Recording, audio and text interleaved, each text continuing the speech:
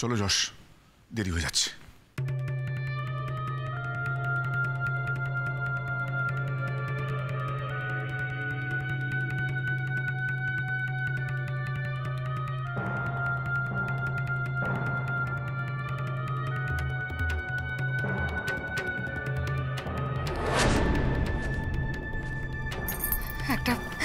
একটা খবর দিস আম্মু, আমি এই বুড়ি মানুষটার কাছে পড়ে রইলাম।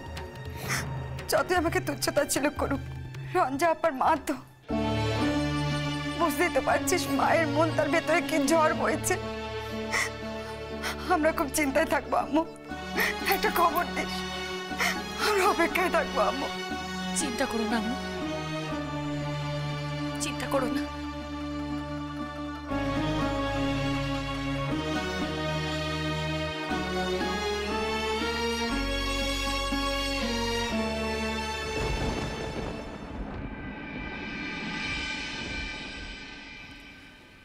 তোমাদের চেনা? হ্যাঁ ডাক্তারবাবু, উনি আমার পিসি হন। পিসি? আত্মহত্যা করতে গেছিলেন? সেসব কথা না হয় আমি আপনাকে পরে বলবো। ডাক্তারবাবু প্লিজ প্লিজ ডাক্তারবাবু, আমার পিসির যেন কিছু না হয়, আপনি কিছু করুন প্লিজ ডাক্তারবাবু। প্লিজ যে করে হোক মানুষটাকে বাঁচাচ্ছ। এই মানুষটা বেঁচে থাকার উপর না অনেক কিছু নির্ভর করছে স্যার। বাইরে একজন ছটপট করছে, এই মানুষটা বেঁচে গেলে সেও বেঁচে যায়। প্লিজ স্যার, আপনার কাছে হাত জোড় করে বলছি, যে করেই হোক এই মানুষটাকে বাঁচান প্লিজ স্যার। দেখো, তোমার তো মেডিকেল স্টুডেন্ট, দেখো সমস্ত ডাক্তারই কিন্তু চাইবে তার পেশেন্টের ঠিকঠাক চিকিৎসা করতে, তাই না? Sorry sir. আসলে আসলে ওর কোনো দোষ নেই। এরকম অবস্থা আমরা না মাথা ঠিক রাখতে পারছি না, সেই কারণেই তোমার উপর কোনো দায়িত্ব দিইনি। তুমি এত পাজেলড হয়ে আছো যে সামান্য জিনিসও তুমি কিন্তু ভুল করতে পারো। দেখো, আমি নিজে দাঁড়িয়ে থেকে অবজার্ভ করেছি, ট্রিটমেন্ট করেছি। চিন্তা করো না, পেশেন্ট তো ট্রিটমেন্টে সাড়া দিয়েছে। আসলে শরীর থেকে অনেকটা রক্তও বেরিয়ে গেছে, যদিও 2 বোতল ব্লাড দেওয়া হয়েছে। এখন একটু অবজার্ভ করার ব্যাপার আছে। দেখো, এই মুহূর্তে আমার আর কিছু করার নেই। আমার পক্ষে যা যা ট্রিটমেন্ট দেওয়া সম্ভব ছিল সবই আমি দিয়েছি। আমাকে একটু এবার রাউন্ডে যেতে হবে। হ্যাঁ, আর যদি কোনো প্রয়োজন পড়ে অবশ্যই আমাকে জানিও। আর তোমরা তো দুজন রয়েছই, তার সঙ্গে সিস্টার আছে। যা যা প্রবলেম হয় আমাকে বলো কিন্তু। আর এর পরেও যদি কোনো প্রবলেম হয়, মানে বাড়াবাড়ি হয়, তখন এই মেডিসিনটা দিয়ে দিও থ্রু ইঞ্জেকশন। ওকে স্যার, আমি এটা করতে পারবো, কিন্তু সিচুয়েশন যদি আমার হাতের বাইরে চলে যায় আমি কিন্তু আপনাকে আরেকবার ডাকবো স্যার। অবশ্যই, কিন্তু আমার মনে হয় না সিচুয়েশন আর হাতের বাইরে যাবে। Okay, take care. Thank you sir. It's okay.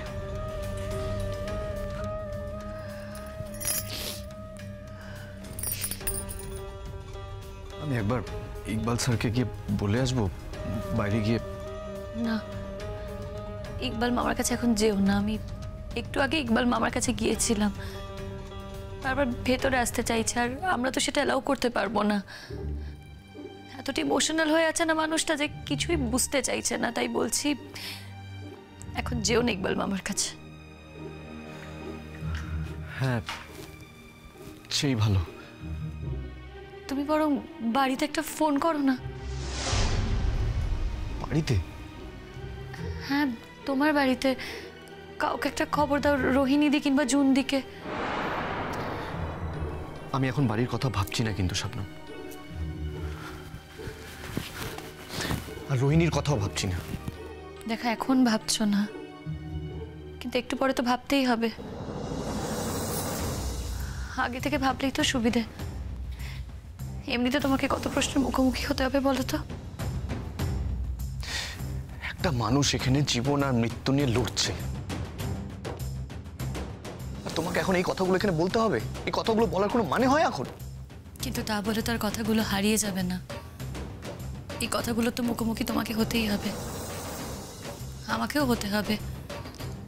আমি তখন তোমাদের বাড়িতেই আছি, আর তাছাড়া সত্যি তো রোহিণীদিকে তুমি কি বলে এসেছো আমি তো জানি না। রোহিণীদিকে আদেও জানে যে তুমি গ্রামে গিয়েছিলে? আমি দেখেছি অনেকবার তোমার ফোন আসছিল, তুমি ফোনটা ধরছিলে না। আর এতবার তোমাকে কে ফোন করতে পারে সেটা কিন্তু আমার ভালো করেই জানা আছে।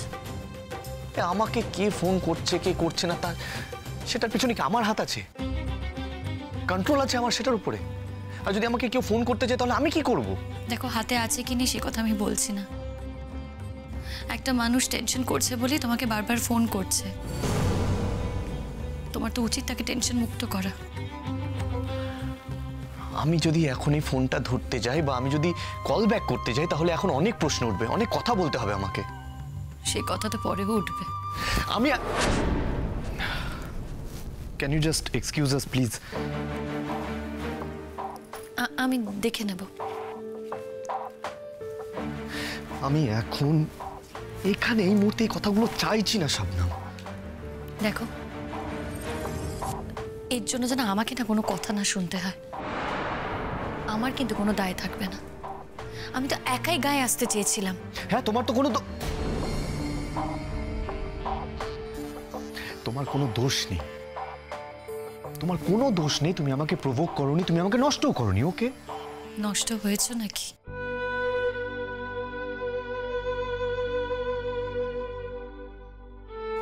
বলছিলাম এরপর কি হবে? কিসের পর? রঞ্জা পিসি আর ইকবাল স্যার কি করবে এরপর? রঞ্জা পিসি বেঁচে উঠবে, রঞ্জা পিসি খুব তাড়াতাড়ি সুস্থ হয়ে উঠবে, এটা নিয়ে আমার মনে কোনো সংশয় নেই। ওরাই জানে কি করবে। রঞ্জা পিসি জানে কি করবে এরপর। সোনা ঠাম্মি কিন্তু এখন রাজি, আর ইকবাল স্যারের হাতেই রঞ্জা পিসিকে ছেড়ে দিয়েছে। হ্যাঁ, সে তো মেয়েকে হারিয়ে ফেলার মুহূর্তে ভাবছে যদি মেয়ে বেঁচে যায়। সেই সুবাদেই তো সব মেনে নিয়েছে।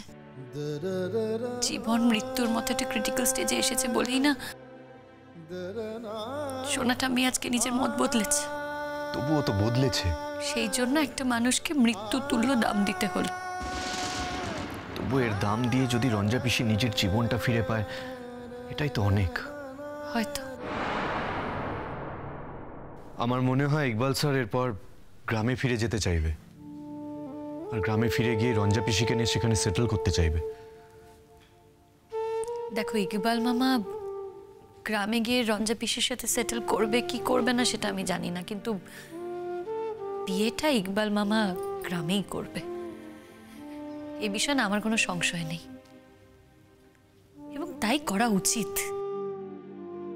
একদিন ওই গ্রামের লোক ইকবাল মামাকে গ্রাম ছাড়া করায়, তার মাটি ছাড়া করায়, আর আজ ইকবাল মামা নিজের পায়ে দাঁড়িয়েছে, সেই গ্রামে ফিরে এসেছে, রঞ্জা পিসিকে বিয়ে করতে চাইছে। আজ ইকবাল মামার উচিত এই গ্রামের লোকের সামনেই রঞ্জা পিসিকে বিয়ে করা। সেটা যদি ইকবাল মামা না করতে পারে তাহলে তো ইকবাল মামার এতদিনের অপেক্ষার কোনো মূল্যই থাকবে না, রঞ্জা পিসির অপেক্ষার কোনো মূল্যই থাকবে না। বলছি এই ব্যাপারটা বিয়ে পর্যন্ত গড়াবে তো না? শেষ মুহূর্তে রঞ্জা পিসি আবার ব্যাকআউট করবে না তো? মেয়েদের তো আবার অনেক রকম মহান হওয়ার আকাঙ্ক্ষা থাকে না? জীবনের থেকে মহানত্ব তাদের কাছে অনেক বেশি দামি। ভাগ্যিস ভাগ্যিস মেয়েরা মহান হয়, তাই তো বুঝতে পারে দৈনন্দিন জীবনের থেকে মহান হওয়াটা অনেক বেশি সম্মানের। কারণ যার জন্য মহান হয় না সেও সুযোগে ছোবল মারতে ছাড়ে না। মানুষ ছোবল বসায় অনেক কারণে। কেউ প্রতিহিংসায় আগুনে জ্বলে পুড়ে ছোবল বসায়, আর কেউ অভিমানের পাহাড়টাকে সামলাতে না পেরে ছোবল বসায়। কিন্তু ছোবলের তীক্ষ্ণতা সেটা তো একই থাকে, ছোবলের যন্ত্রণাও একই থাকে, সেটা বদলায় না।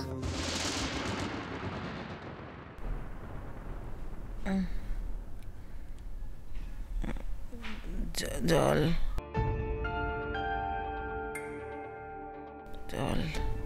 রঞ্জা পিসি, রঞ্জা পিসি, রঞ্জা পিসি কথা বলছিস? প্লিজ, রঞ্জা পিসির জন্য এখন এতটা এক্সাইটমেন্ট ভালো না। কিন্তু স্যালাইন চলছে, এখন তো জল দেওয়া যাবে না।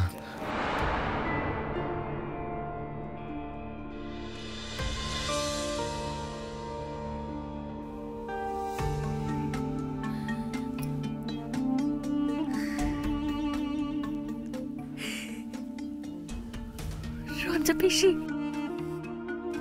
ও রঞ্জা পিসি, কেন এমনটা করেছিলে গো?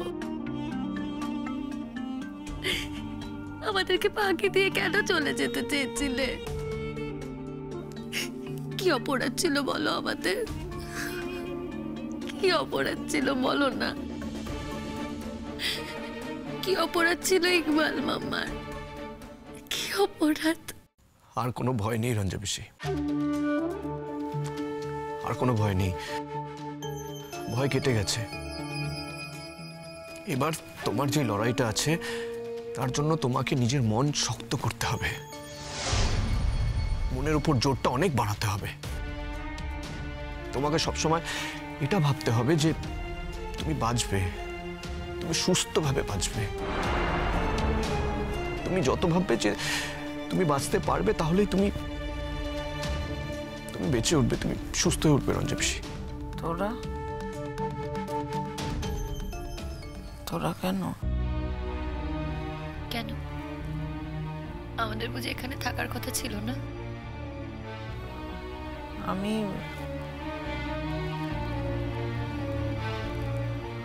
কোথায়? কলকাতায়। কি অবস্থা করেছিলে তুমি নিজের? হাত কেটে কত ব্লিডিং হয়েছে তুমি জানো? তোমার ধারণা আছে কত রক্ত বেরিয়েছে? এরকম ক্রিটিক্যাল সিচুয়েশন হয়ে গেছিল তোমার যে ওখানে গ্রামে তোমাকে রাখা যেত না, তোমাকে বাঁচানো ইম্পসিবল হয়ে দাঁড়িয়েছিল। তার জন্য আমরা সবাই রিস্ক নিয়ে তোমাকে কলকাতায় নিয়ে এসেছি। ও, তুই আর শবনম দুজনে মিলে? না রঞ্জা পিসি, আমার আর শবনমের মিল হয়নি। এই জীবনে আমাদের মিল হলো না রঞ্জা পিসি। এই জীবনে আমরা দুজন মিলতে পারলাম না। কিন্তু তোমরা দুজন যাতে মিলতে পারো তার জন্য আমরা প্রাণপণ চেষ্টা করছি। ইকবাল স্যার এসেছে, ইকবাল স্যার বাইরে ওয়েট করছে তোমার জন্য। হ্যাঁ, হসপিটাল অথরিটি ইকবাল স্যারকে এখন ভেতরে ঢুকতে দেয়নি, কিন্তু ইকবাল স্যার ছটফট করছে তোমার সাথে দেখা করার জন্য, বাইরে বসে আছে তোমার জন্য।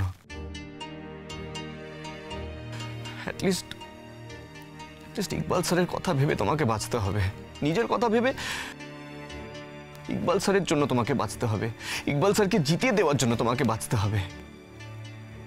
ইকবাল স্যার হেরে যেতে পারে না রঞ্জা পিসি। এই পরাজয়টা ইকবাল স্যারের প্রাপ্য নয়। আসার সময় সোনা ঠাম্মি আমাদের উপর নয়, ইকবাল মামার দায়িত্বে তোমাকে ছেড়েছে। আসার সময় সোনা ঠাম্মি আমাদের উপর নয়, ইকবাল মামার দায়িত্বে তোমাকে ছেড়েছে। ইকবাল মামার দায়িত্বে তোমাকে ছেড়েছে। ইকবাল মামার দায়িত্বে তোমাকে ছেড়েছে। ইকবাল? আমি মিথ্যে কথা বলছি না রঞ্জা পিসি। সোনা ঠাম্মি তোমাকে এই অবস্থায় দেখে একেবারে ভেঙে পড়েছিল। একটা মানুষের মধ্যে যে কতগুলো মানুষ থাকে সেটা সময় না এলে যে বোঝা যায় না রঞ্জা পিসি। কাঁদতে কাঁদতে ইকবাল মামার হাতে তোমাকে তুলে দিয়েছে রঞ্জা পিসি। সোনা ঠাম্মি বলেছে যে অপেক্ষা করবে যাতে ইকবাল মামা সুস্থ করে তোমাকে ফিরিয়ে নিয়ে যেতে পারে। সেই খবরটা শোনার জন্য অপেক্ষা করবে রঞ্জা পিসি। সোনা ঠাম্মি এটাও বলেছে আর কোনোদিনও তোমাদের মধ্যে বাধা হয়ে দাঁড়াবে না। বলেছে যে মা হয়ে মেয়ের মরা মুখ দেখার থেকে মেয়ের সুখী উজ্জ্বল মুখ দেখাটাই তার কাম্য। আমি সব সত্যি কথা বলছি গো রঞ্জা পিসি, সব সত্যি কথা বলছি। না রঞ্জা পিসি, একদম না। এখন তোমার উত্তেজনা একদম ঠিক না, তুমি উত্তেজিত হবে না, তোমার শরীরের জন্য একদম ঠিক না এটা।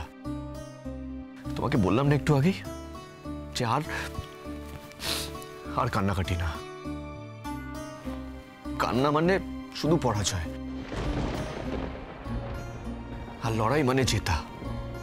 তোমাকে জিততে হবে, লড়তে হবে, তোমাকে বাঁচার জন্য লড়তে হবে। ইকবাল কোথায়? ইকবাল মামা বাইরে অপেক্ষা করছে রঞ্জা পিসি। এখন তো আমরা ইকবাল মামাকে ভেতরে আনতে পারবো না। দেখো আমাদের স্যার যতক্ষণ না বলছে তুমি আউট অফ ডেঞ্জার, ততক্ষণ ভেতরে কাউকে অ্যালাউ করবে না। একটু অপেক্ষা করো, ইকবাল মামাও যে অপেক্ষা করছে তোমার জন্য। আমি নিয়ে আসবো ইকবাল মামাকে ভেতরে তোমার সাথে দেখা করার জন্য। রঞ্জা পিসি, মৃত্যুর মতো একটা দাম দিতে হলো তোমাকে একটা জীবন পাওয়ার জন্য। এই জীবনটাকে অবহেলা করো না গো, করো না। ইকবাল স্যারকে তার পাওনা দিতে কসুর করো না রঞ্জা পিসি। নিজের পাওনা পেতেও কসুর করো না রঞ্জা পিসি। ইকবাল স্যার আর তোমার বিয়েটা হলে এই কথাটা ভেবে আমি অন্তত শান্তিতে বাঁচতে পারবো রঞ্জা পিসি। আমার মনে হবে যে সব মানুষ হেরে যাওয়ার জন্য পৃথিবীতে আসে না, সব মানুষ হেরে যায় না। কেউ কেউ আছে যারা যারা পৃথিবীতে জেতার জন্য আসে। তোমরা দুজন সেই জিতে যাওয়ার মানুষ রঞ্জা পিসি, তোমরা দুজন। তোমাদের দুজনকে আমি স্যালিউট জানাবো রঞ্জা পিসি, স্যালিউট জানাবো।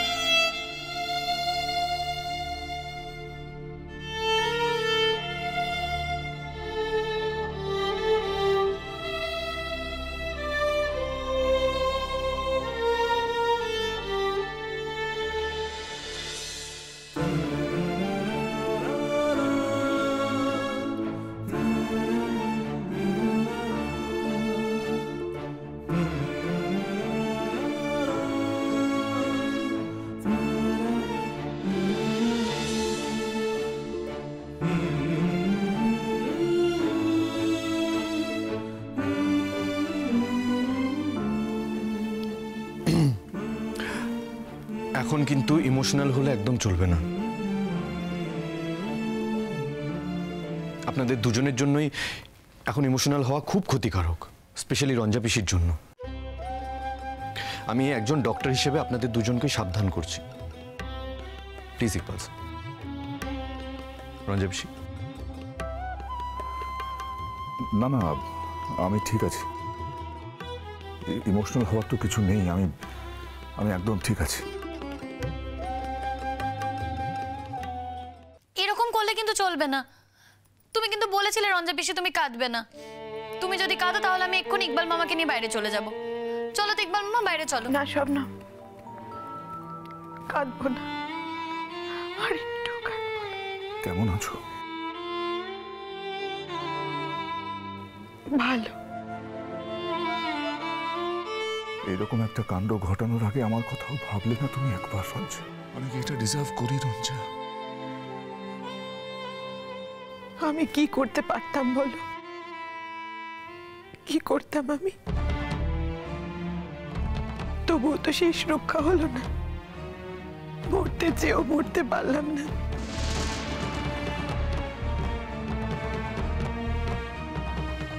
এই লজ্জা নিয়ে আমাকে বেঁচে থাকতে হবে, ওই বাড়িতে ফিরতে হবে। কে বলেছে তোমাকে ও বাড়িতে ফিরতে হবে? একটু আগে আমার তোমার সাথে কি কথা হলো?